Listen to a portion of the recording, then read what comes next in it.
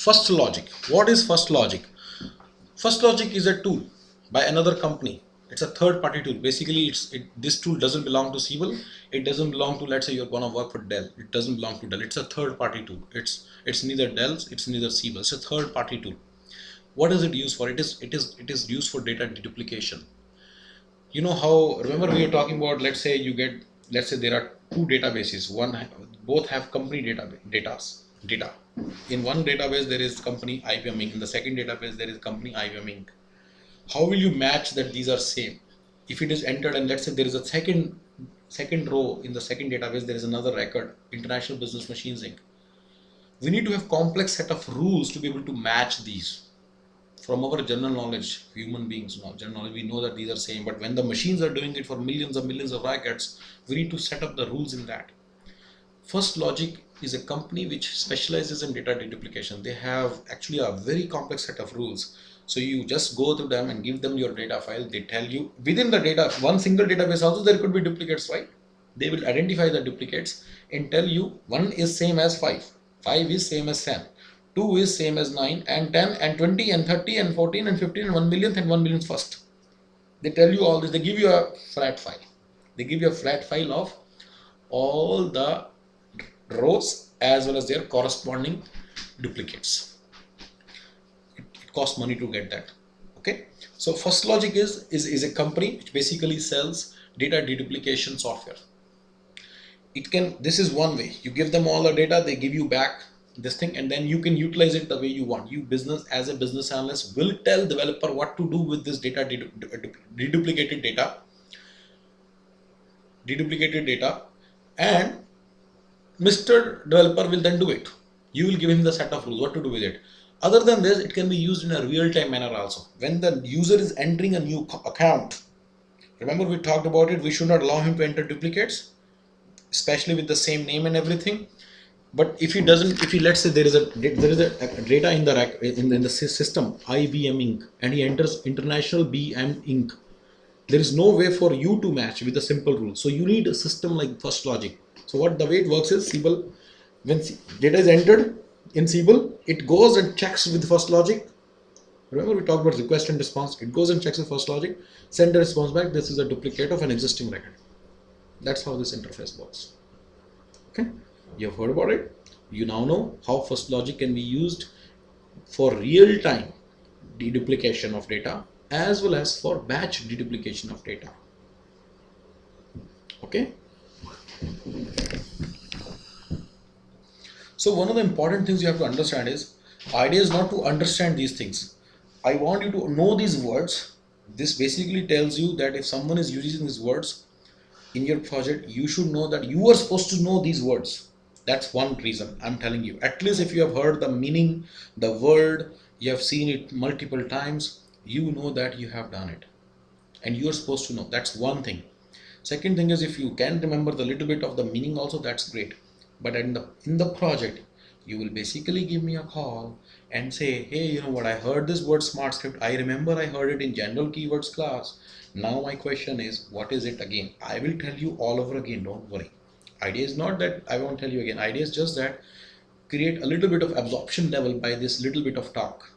Okay.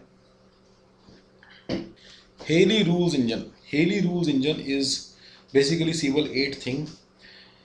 If your project talks about it, we'll do that in detail, but basically complex set of rules can be entered in Siebel using Haley Rules. Siebel recently acquired this company. It's again set up as a separate tool. Then what kind of rules are we talking about here? I'm really not sure. I never understood what kind of rules we do set up. I remember there was a Haley Rules interview a few days ago. I just completely failed it simply because I just never understood, even by looking at Haley Rules this thing in the bookshelf. I couldn't understand myself. Just very complex new thing. Point is, you don't need to worry about it. You will not be working in this project at all, but you should know that it's a Siebel thing. Just as I have heard it and I know what it is, it's for complex rules writing. You should also know it's for writing the complex rules. Rules means, remember there are pricing rules, that when there is a volume discount, when the chassis is this, then the RAM should be this. Remember, those are complex rules. These kind of rules, how they use it, what happens, I'm not sure. Just you have heard it. Knowledge base. Knowledge base is a very important thing. It is from a service standpoint. What happens is when the customer calls, level 0 rep tries to resolve it, then level 1 rep tries to resolve it using troubleshooting guide. Then there comes a time when then level 2 or level 1 guy tries to troubleshoot it by looking at historic SRs. If there is a similar SR in the database, like a FAQ, and then tries to resolve the service request. That historic SRs are maintained in a thing called as knowledge base. This knowledge base is not a Siebel keyword, it's basically general industry keyword in the service or departments. Many companies maintain the knowledge bases. In fact, all the FAQs are basically knowledge bases. The only difference is you as a customer goes there and tries to identify the solution and tries to resolve your issue. Whereas in this case, I'm saying that the rep rep will try to look in the knowledge base for the solution. The way it works is he remains in Siebel. He can see the knowledge base articles within Siebel. The way it works is Siebel interacts with knowledge base. Depending upon the area and sub area of the service request, it will pull knowledge base articles and show it in Siebel screen. Rep will see it in Siebel and then identify if this is relevant to what he is doing. If it is relevant, he will utilize that knowledge to resolve the request. If those are not relevant, then simply that means that he hasn't got any help from the knowledge base. He can simply just try to resolve it on his own. The way you do it, you try to Google the solution. If you don't find it, you try to do it your own, right? Same way. But so knowledge base is a very important set of requirements. Okay, if you work on it, we'll talk about it. Engineering systems. I've talked about engineering system in in a similar September 2011 class. So I'm okay with it. Types of system context. Engineering systems, for example, that's fine. Master data management systems, reporting tools, reporting system architecture, that's fine. Reporting tools, these are used for reports. Master data management systems, these are used for example, accounts. Remember that there should be a separate system which basically maintains all the best is products. Products are okay in Siebel for sale, but Siebel is not the only CRM they are using. There could be other systems too. So products are set up in the product master system by the product administrators within the company. They are not IT people, they are business people. They set up the new product. Then that product goes to different CRMs depending upon who needs to sell it automatically. Okay, that's how it works. So product master, where all the product data is lying, that is called as master data management systems. This is a type of systems. Okay, if you're interacting with one, don't worry. Reports requirements, CTI, where there was a full discussion on that. By the way, Genesis is the #1 company for IVR. IVR is, remember IVRs hote hain? Genesis is the #1 company. They make the IVR software. Avaya is the #1 company for making telephony switches, those PBX systems, and the phones. Avaya switches are the #1. Siemens is I think there is Siemens also. They also make same switches, PBX systems. Okay, just FYI. Versions of Siebel. There are a lot of difference between various versions of Siebel. There is a proper FAQ in that. If you haven't done it, just do it on the first weekend.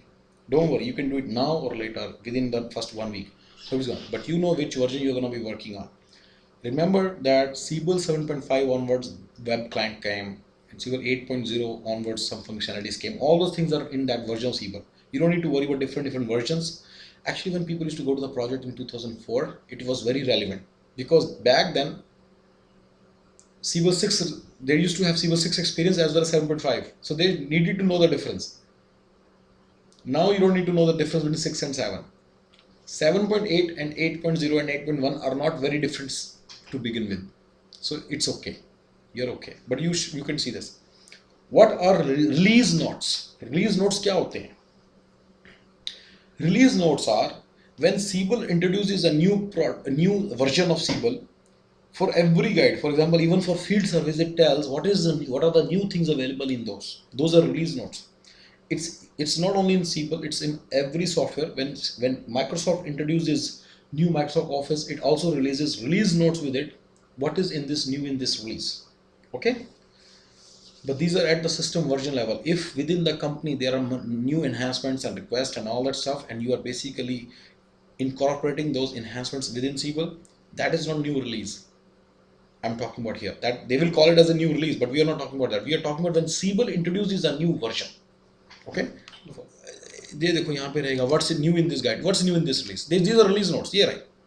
These are release notes basically. I've opened Siebel Field Service Guide. If you open any guide, there will be release notes in it.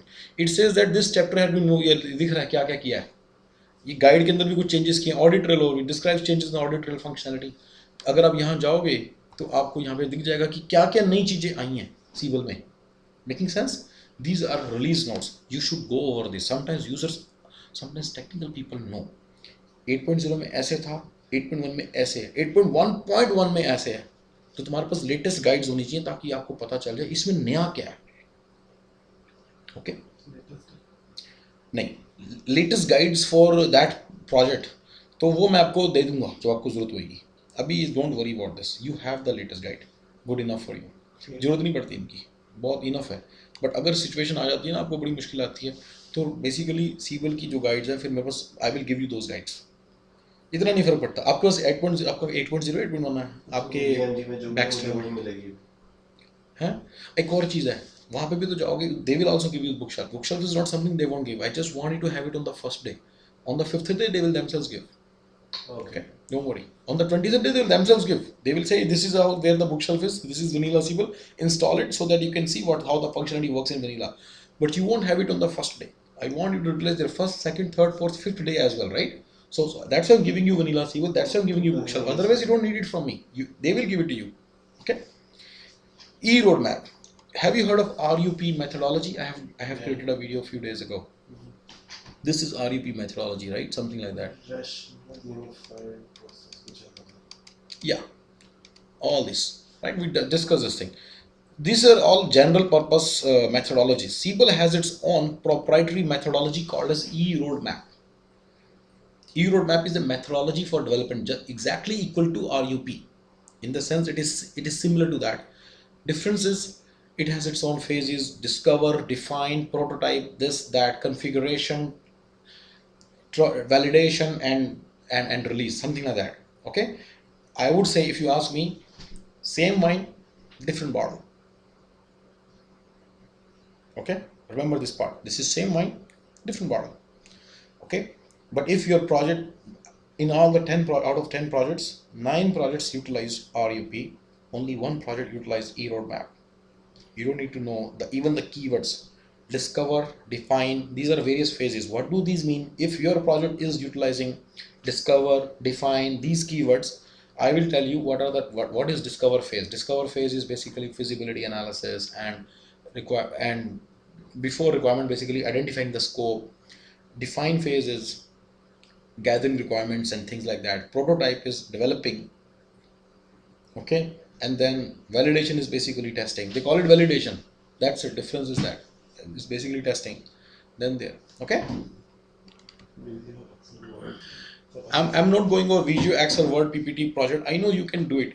Achha, if you haven't done, even if you don't know what is Visio, if you don't know how to make a cross-functional diagram, you have some issue, I can have you installed? Yeah. Have you installed Visio project and Microsoft Office on your own personal laptop? If you haven't installed, you can install it right away. Excel, Word, PPT. PPT वगैरह तो हो जाती है. Visio project की अलग installable है. अभी कर लेते हैं, लिख लेते हैं. Almost. Your keywords are almost done. Types of testing. Smoke testing पता क्या होती है? ये होती है. Testing type of testing होती है. What happens is, you know, remember testing cycle होती है, testing start होती है. उसके first day, first hour में, what they do is when the developers give them the code, they just run some basic big checks, big tests, high level test, just to see whether it is worth spending time on.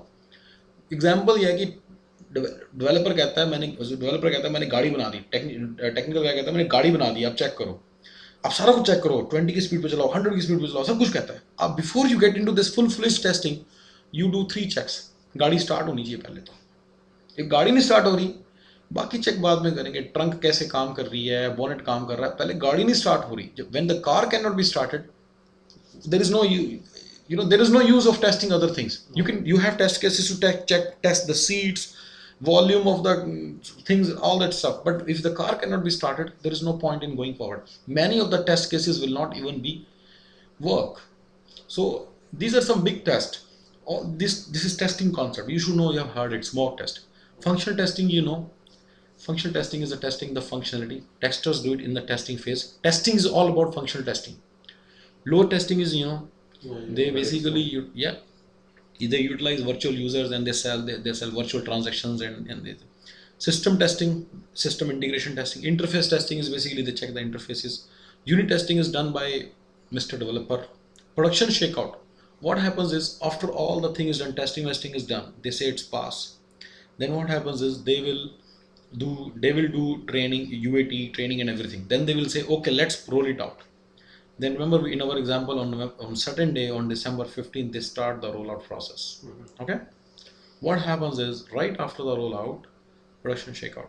Right after the rollout means before users come at 9 o'clock in the morning, at 5 o'clock, someone like you, maybe BA, will go and check for half an hour whether everything has come out properly. He will not execute any transaction because that's a wrong thing. It is one of his duties to just make sure things look okay. What is look okay? I don't know. There are things that you can just go and feel, like buttons are there, you know, and you click on new, which is starting, then click cancel, you know, don't enter any data. So it's called as production shakeout testing. You have to do, for example, products are showing in the pick applet. Okay. The responsibilities and views are set up properly. You just check basically LOVs are showing properly. Sometimes LOVs are not set up properly. You just check all these things. The application is working properly. If you know the number of accounts that are supposed to be there, you can just go and check. This is typical BA duty actually. Okay. Smoke testing I talked. Master and transactional data we talked. It's chapter 9 in detail. You know what it is, right? Real time and batch, you have done it. If you haven't done it, you need to do that FAQ. Different types of systems, if you haven't done it, there is a special FAQ for this. Is basically a checklist also, this whole thing. Sales methodology, remember we talked about, don't worry, sales methodology doesn't hit. If you haven't done sales methodology, you should do it. This ends the general keyword class.